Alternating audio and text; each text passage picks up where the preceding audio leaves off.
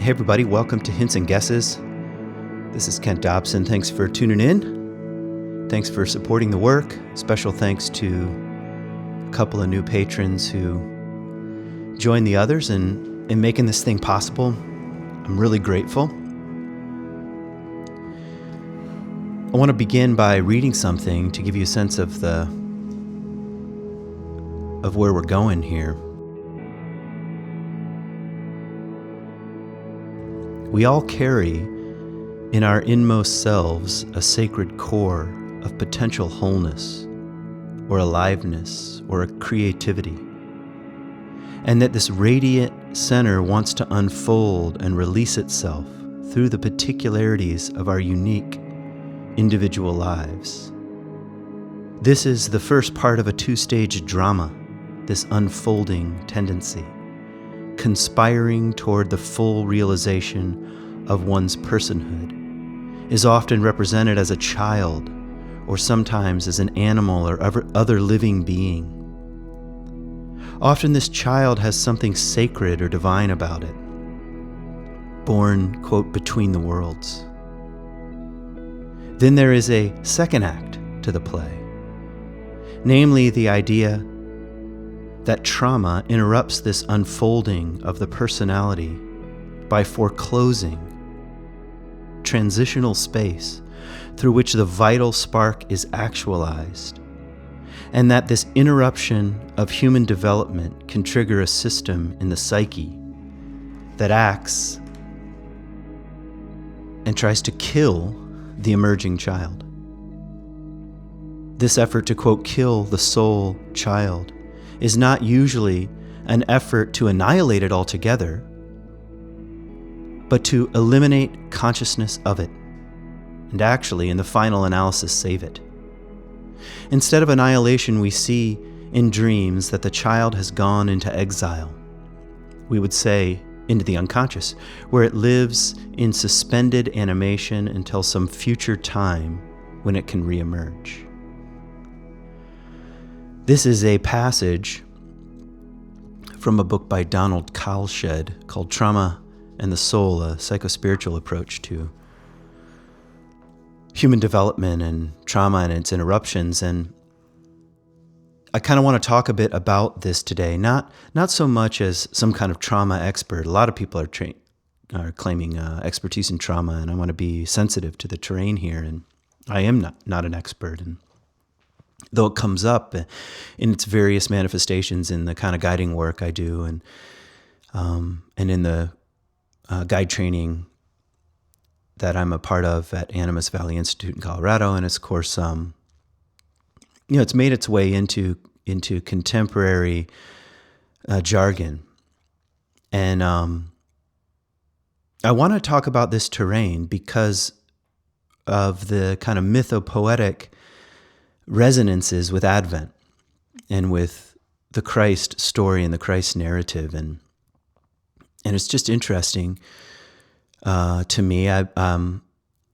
Every time this time of year comes around, I feel again the pull, as we all do, like, what is this Christ child? Who is this Christ child? And not only from sort of like a historical perspective or as it relates to a particular kind of Christian theology, but to what is it pointing?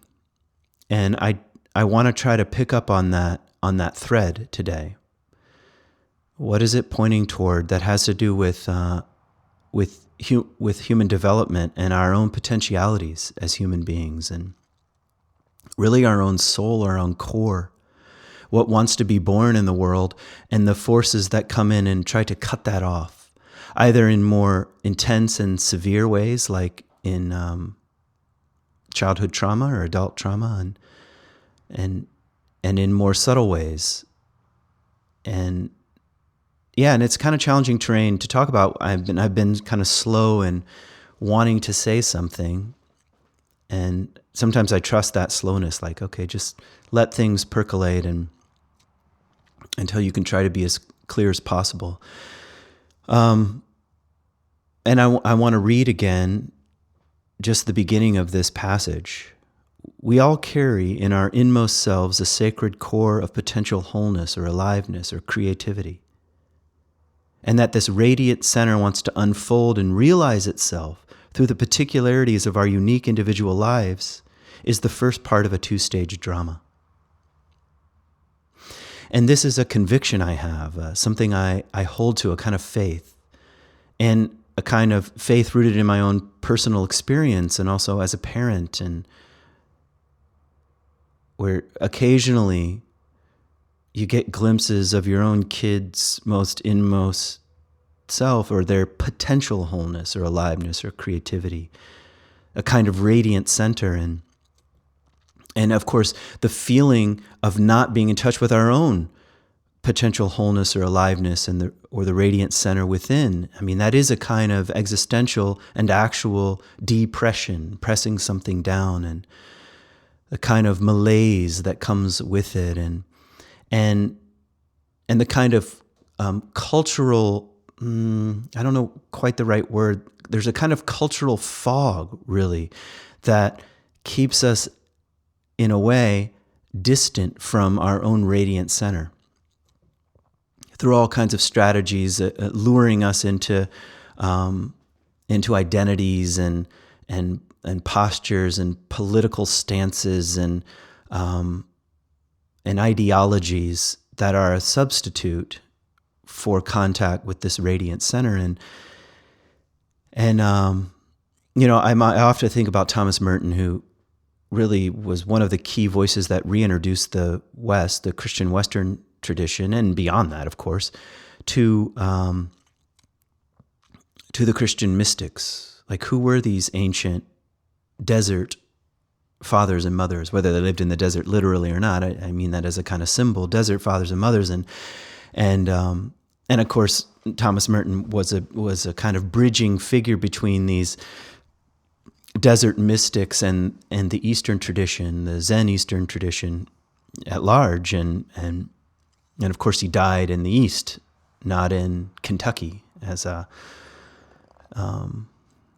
cloistered monk. So, and here's the line that was coming to me just now. He says that the desert fathers and mothers knew that society was a shipwreck from which we must swim for our lives. Yeah, society is a shipwreck which we must swim for our lives, and maybe each generation has to wrestle with the precise nature of the shipwreck of society. And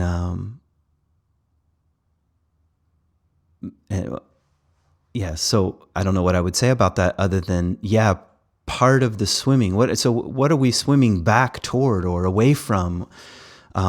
In part is our own radiant center that wants to unfold, that our parents and caregivers and sometimes even religious traditions and of course our inner voices, which we'll get to in a moment, have cut us off from our own core vitality, our own eros in the largest sense of that word, the upwelling of life that wants to live through and in and be incarnated.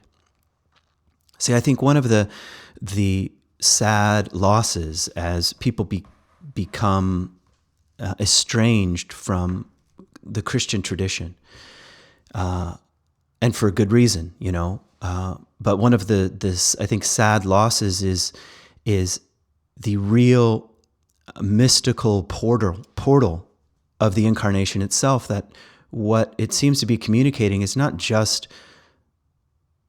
the divine taking on flesh in a particular place, but the mystery that the divine takes on flesh in a particular place, in particularities and in concrete realities, and that there's something of the life breath of the divine sacred universe itself living and breathing in all things. It's like the incarnation is a portal that we pass through. So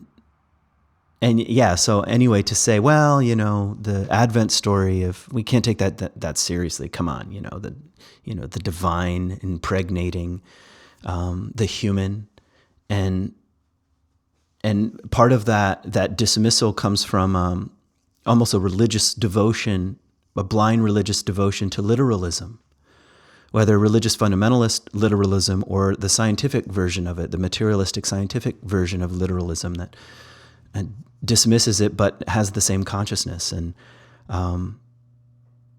so this two-part drama that Kalshed is referring to is, on the one hand, our own inner core that wants to be incarnated, that has a sacred origin, rooted in God, I would say, in the Godhead, in the God mystery, and wants to incarnate itself, which gives the incarnation of our own radiant center, gives us a sense of meaning and purpose and duty and task, and wants to creatively express itself in the world. And the second part of that drama are the forces, both internal and external, that come in and cut that off, that sever it.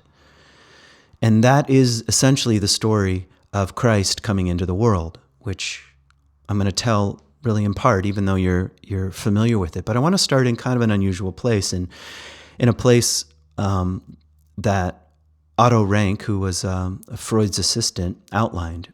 And he called it the infant hero myths. He started to notice, wait, there's a pattern here, and I'm going to give you the pattern. So here's the pattern that exists in infant hero myths across across traditions and languages. And the first stage one is there's a divine or noble parent involved here. And often this comes through a sort of virgin birth or a kind of barrenness. So the infant child has divine origins, in other words. And proof of that is either in some kind of virgin birth, that's not unique to Christianity, of course, or barrenness, like the inability to have a child without a kind of sacred or divine intervention here. And the second stage is that this child is born with signs and prophecies and wonders and sometimes and oftentimes under the anxiety of a ruling king. So if we're already bringing the story of Jesus to mind here, where, the first stage, we have a kind of divine origins of Christ's birth. Joseph and Mary have not come together according to the Gospels, and yet she's pregnant and barren, so to speak, without the intervention of the wind of God, which is what the Spirit of God means, and the signs and wonders associated with that, like dreams and visitations and angels and the entire radiant angelic choir appearing to nomadic shepherds far from the halls of power, and all of this comes within a kingdom that is now anxious about the coming of some other child, of a divine child, of a king child, of something that's going to disrupt the ruling class and the order. Okay, and the third stage here is that the infant is exposed to die, like in the Oedipus story, where his parents get a prophecy that he's going to grow up and kill his father and marry his mother. So they say, okay, we're going to prevent this. And they put the infant out to die, to be taken by death herself, and or surrendered to the sea, slipped into the sea, or escapes somehow. So the infant is exposed to death or threat or the sea and escapes through a series of warnings or dreams or things like that. And I mean, think about the Moses story, which is the backdrop of the Christ story, where Moses too is born into a world, sort of slips through the gates under the halls of power. And when the halls of power were saying, kill all the Hebrew boys, and Moses escapes. And how does he escape? He's slipped into water, into an ark. That's actually the word in Hebrew, same word that's used for Noah's ark. He slipped into a boat and floated down the sea and narrowly escapes the jaws of death and is rescued here. And same with the Jesus story. And his parents are warned in a dream, or the Magi, are warned in a dream, if I'm getting the story correct. Suddenly it's like getting a little cloudy with other stories, which gives you a clue that we're dealing with an archetypal terrain here. But anyway, their warnings, and so Jesus escapes to Egypt. That's in the Matthew version. He escapes to Egypt and is kind of recapitulating and reliving the Moses story up out of Egypt and out of the land of slavery and bondage and sort of kingly, dark, malevolent power. And so, which really leads us to stage 4. I'm kind of blending. Stage 3 is the infant is exposed to death or danger, and stage 4 is that it's rescued. The infant is rescued. And in the Jesus story, rescued by his parents going to Egypt, and sometimes in other stories, rescued by animals or fishermen or a woman or a humble person. Excuse me, sorry. Or a humble person takes the child in and is raised kind of in secret. And the 5th stage here is that the hero or youth now returns and to overthrow the father. That's typically how it goes, or renew the community or overthrow the kingdom.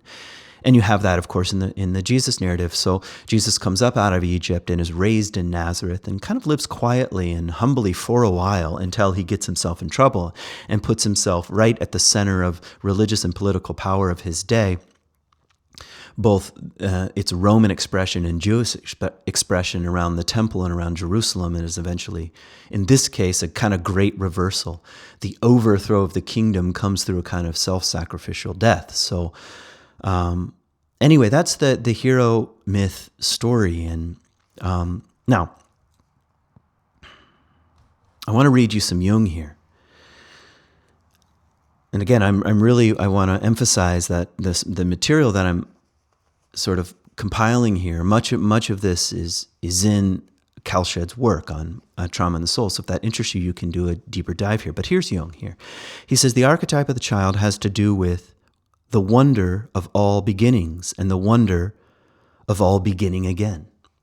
So if you think about the image of Christ, what is it? Well, the Christ infant wrapped in swaddling clothes is a new beginning. It's a beginning again. It's a rebirth of the rebirth image of potentiality and possibility and wholeness and in this case kingship with gold as an image. Of course, frankincense and myrrh are more images of embalming. So that's kind of when the Magi give gold, frankincense, and myrrh, it's like, all right, what kind of king are we talking about? Is this like a pharaoh, Because the pharaohs were embalmed with frankincense and myrrh, and these are, of course, at Jesus' death. So it's sort of like, kind of powerfully, the Magi are saying symbolically, will this king, or maybe they're asking, what does this kingship have to do with death? Very interesting symbolic question that's being asked with these gifts. But in any case, the giving of gifts and of a new beginning and the possibility of a less power-hungry kingdom, which you find in the figure of Herod and the figure of Caesar. In Luke's story, Luke puts the birth of Jesus under the reign of Caesar, the census, which is a heavy taxation and a kind of oppression. And in the Herod story, the kind of glut and greed and murderous rage of a tyrant Jewish king, which is exactly what Herod was, a kind of tyrant genius, and had his own son drown in the pool because he was afraid he would grow up, on his birthday, no doubt, was afraid he would grow up to take his kingdom, and had his own wife killed because he was suspicious that she and a lover were plotting against him. And so this kind of paranoia around power, and Jesus is born right under the nose of Herod and Herod's most magnificent palace called the Herodian, which stands on the edge of Bethlehem. So talk about the archetype of the child coming in both as the potential of wholeness and new beginnings, but also under the cloud of kind of malevolent darkness. Okay, here's more Jung. We are led by it to imagine being in the world as on the first day of creation. And that's part of the Christmas story. It's like, is this the first day of creation? The first day of recreation? Seeing the world for the first time, he says. This child, quote, is born out of the womb of the unconscious, begotten out of the depths of human nature, or rather out of living capital nature herself. So here he's bringing us into the world of the unconscious and to the collective field of the unconscious, and to nature herself that has a kind of impulse toward newness and wholeness and growth and birth. So, all right. At this point, I want to kind of blur the lines just a little bit. So what are we talking about here? What are we talking about when we're talking about this child? And what are we talking about when we're talking about our own soul? Is this not analogous in some way to our own birth in the world? Our own birth into a kind of treacherous environment that wants to cut off and sever? Are we not also participants in the two-stage drama? Stage one being a radiant center that wants to unfold and realize itself, and stage two into a world and into voices and into parents and into events that cut us off from the possibility of living into our own fullness, into our own kingship and queenship on the small level, or maybe on a much larger level. Yeah, these are the Herodian forces that come in and want to cut off and sever and keep us from contact with this child and permanently, in a way, exile us. So our own, in a way, as we experience just the traumas of life, and I'll just give a tiny definition. Trauma is just an interruption in the normal process through which the true self or this radiant core comes into being. It's like, I've heard Carl Shedd say that that life gives us more than we can handle psychologically, and those are traumas. And we have these archaic and ancient defense systems that come in that want to protect that inner child. To say, so we were wounded when we were young, and maybe we were wounded before we can even remember.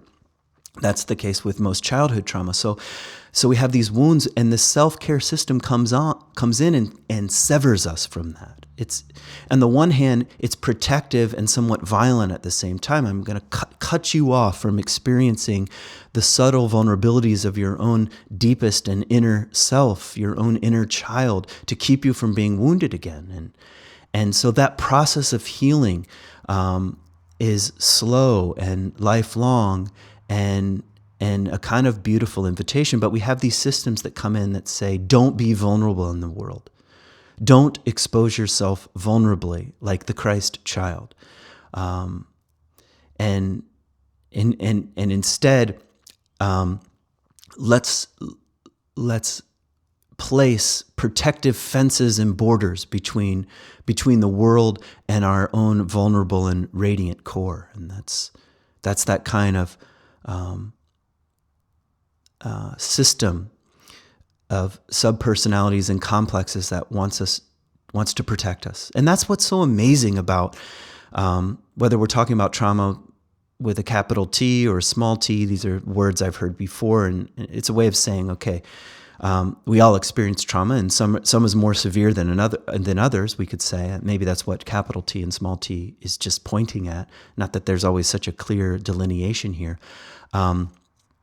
But okay, we experience life this way, and it's amazing that we have self-care systems that come in and still, in spite of all that, protect this vital core that's down there. And maybe even part of what the Christ story is telling us and what Advent is inviting us into is to soften again and to wonder and to hope about not only the coming of Christ, but the coming of our own Christ child, our own vulnerability, our own preciousness, our own vital core into the world again, into a world that's not all that sensitive to who we are and what we're being asked by mystery to carry into the world. It's not all that sensitive, it says. It thinks it's already decided what's important and who's important and what kind of expressions are important and what fit in and what don't fit in. And so we're shy. This that's from Parker Palmer. The soul is shy. It's like an animal, and sometimes a caged animal, and it has to be coaxed out and lured out and dated very slowly, to use a kind of loving image or metaphor. And so, yeah, this time of year, and it's funny because most people I know, and I feel this a bit too, the Christmas season brings a mixture of feelings.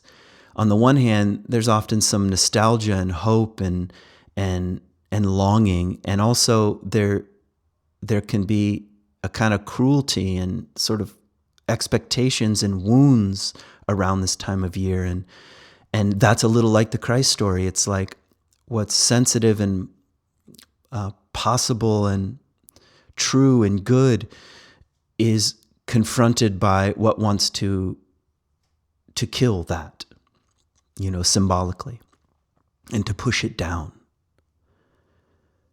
So, James Finley likes to say that the story of Christ, that everything that happened in the story of Christ, everything that happened in Matthew and Luke and everything Jesus said or did reveals how God is present in our life. That's what he likes to say. It's like, okay, what is this revealing? It's not just like a history lesson and we're supposed to believe it or not believe it. And isn't it amazing that it once happened? And he's saying, no, that everything that happened and what Jesus said and responded and how the story unfolds reveals how God is present in our life. This is an image, a pattern of how God shows up. So in other words, how does the divine, the sacred, the mystery of life show up in your own vulnerable core, your own creativity, your own innocence? And how do the forces show up that want to cut us off from that? And the way Jesus responds, he says, reveals how we are to respond to God's presence. So it's like a clue, like this is in part a symbol of how God shows up in the world, and also some clues about how to respond. And, to reflect on that, like, well, how did Mary and Joseph respond? And how did Jesus respond to what's the Shakespearean line? The slings and arrows of outrageous fortune. He was born in a way, and I guess I'm using air quotes right now, into the randomness of history. And then I'm not using air quotes, into the random chaos of history and the particularities of certain kings and dispositions and ideas and tax structures and economies and gods and goddesses and ideologies and Judaisms, because there was more than one expression of Judaism in that day. And so how did he respond? And what does that response teach us? Give us little clues for how to respond to the mystery of the way God shows up in our life anyway. And maybe I want to just say something personal about, because I've really been thinking about this story. I've been going to an Advent service at the Dominican Center, and that my wife has helped organize with the Dominican sisters and the center that they started here in Grand Rapids, and so this story has been on my mind, and so it's kind of been working me, and particularly this past week. And there was something about the image of the inn that was pulling me. It's like the inn is, because in the story, in the Christ story, Mary and Joseph make it to Bethlehem, but there's no room in the inn.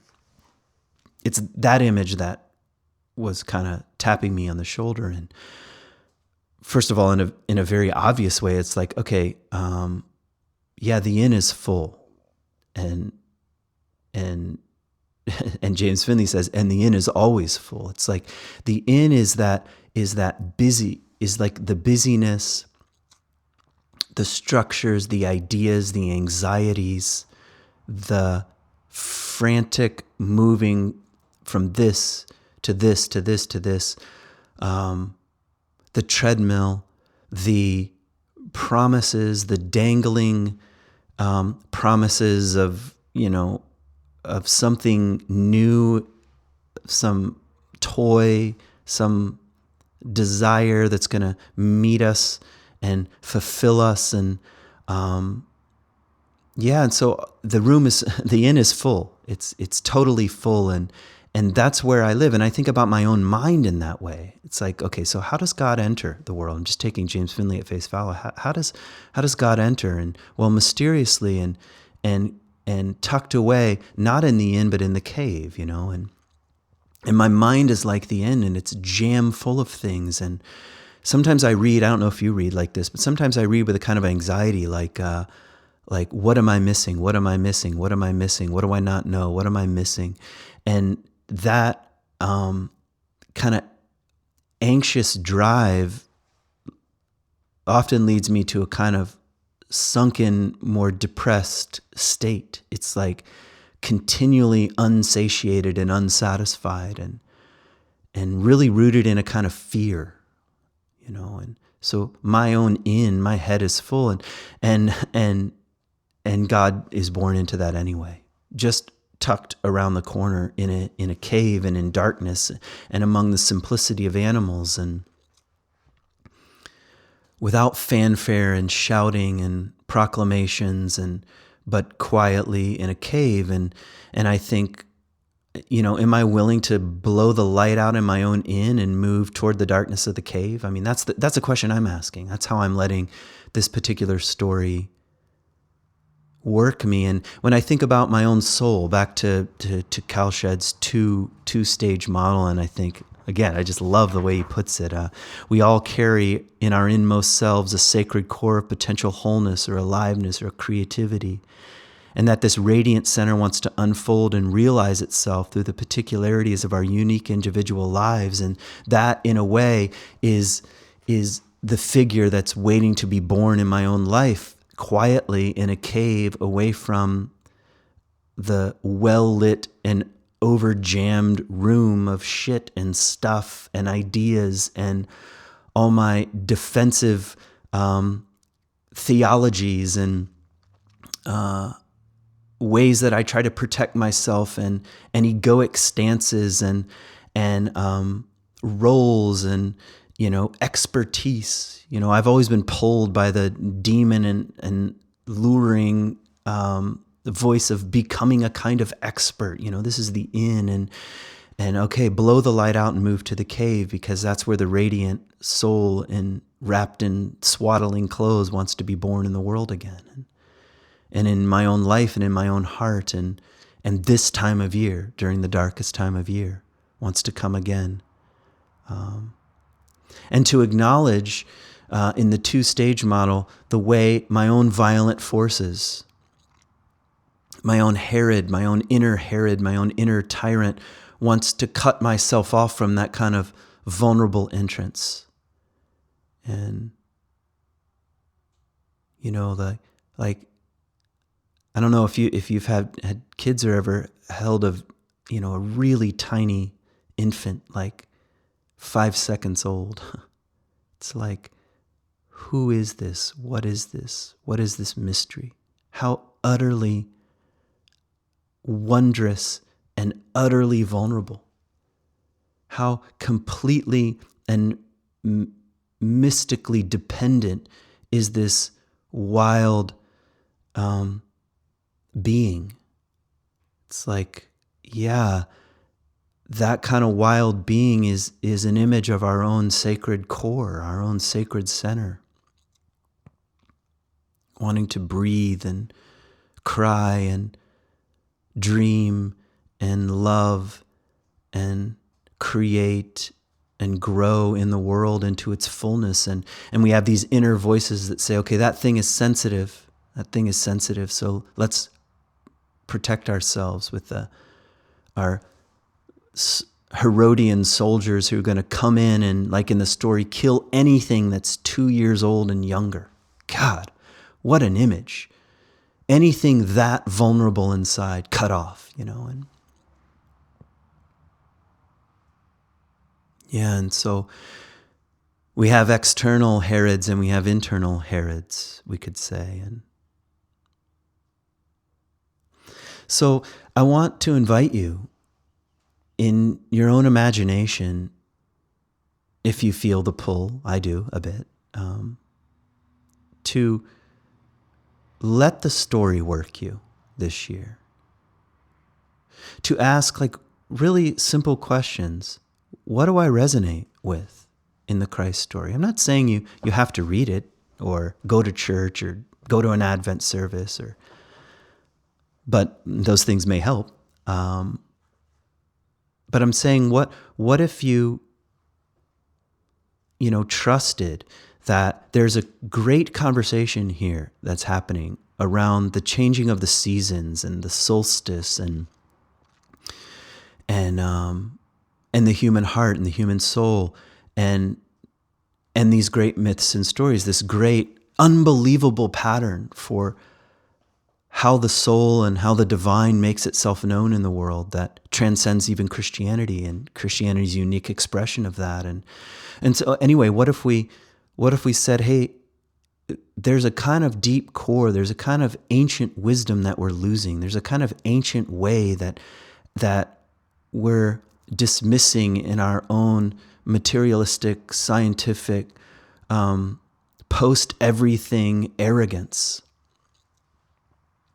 And what if we let the sun and the moon and the darkness mix with the cave and the child and the soul and found ourselves imagining what we resonate with in the story and where we find ourselves in the story. I think this is probably one of the most profound ways of reading or interacting or relating to any myth or story at all, or poem for that matter, which is, where do I find myself in the story, and what taps me on the shoulder, and to relax and to not try to figure it out like we're doing a mad scramble in the inn and looking things up in dictionaries and what does it all mean, but a kind of blowing out of the light and receding into the cave and just letting it happen, letting the mystery of what wants to be born in the world. And so maybe I want to end with that kind of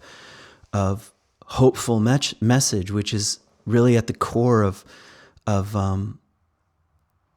the Advent season, which is, there is hope, but it's a hidden hope, and there is faith, but it's a hidden faith, and that God, the divine, the mystery, has shaped you in a certain way and has brought you forth in the world as a radiant, divine child with a core that is wildly and uniquely yours.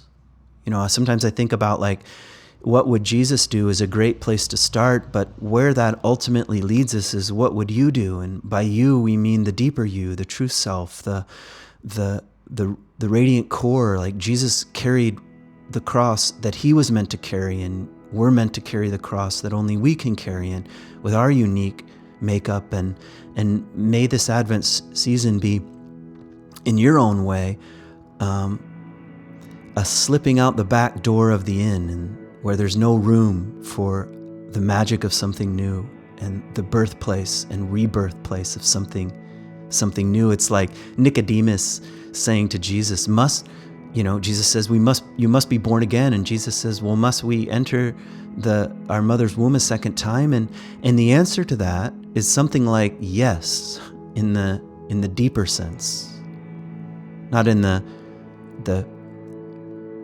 continual way in which the literal ego plagues us, but in the secret sense. And yeah, it is like returning to the cave or the womb of the great mother and Mother Mary, and yes, being born again, a beginning, a child. Which is why I don't know if you track your own dreams, but many of us dream of children, and this is not always the case, but often the children in our dreams are images of that core that wants to be born again and breathe again and be again in the world, and all the forces that either help want that to be the case, or sometimes come in and fight us on that. That's just part of the terror and beauty of being a human being. You know, growing up and becoming our full selves is a noble but challenging and not so easy task. So may you this Advent season feel again your own sacred innocence and allow that to be born again, as dangerous as it is in the world, but to be born again and to be again and to breathe again in the world. Peace.